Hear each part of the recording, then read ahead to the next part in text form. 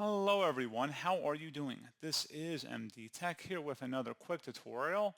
In today's tutorial, I'm going to show you guys how to go about resolving if you're having an issue with the Cache Manager blue screen error that you're experiencing on your Windows computer. So this error message typically indicates an issue with the Cache Manager of your memory. It's usually associated with your RAM. So you may have faulty RAM or memory, or it could have some corruption issues. So we're going to go about running the Windows Memory Diagnostic utility here. So all you have to do is open up the search menu, type in Windows Memory Diagnostic. Go ahead and open that up. So memory problems can cause your computer to lose information or stop working.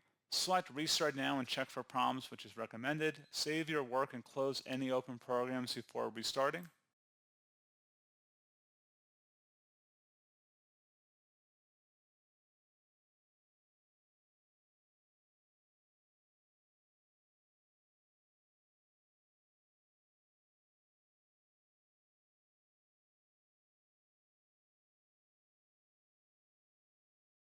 So this could take up to an hour or longer in some cases. So I'm actually not going to wait for this entire scan to finish, but you guys just run this scan and it will reboot into Windows. It'll give you a report that you can then access in the event viewer if anything was found or repaired, and then you can just kind of go from there.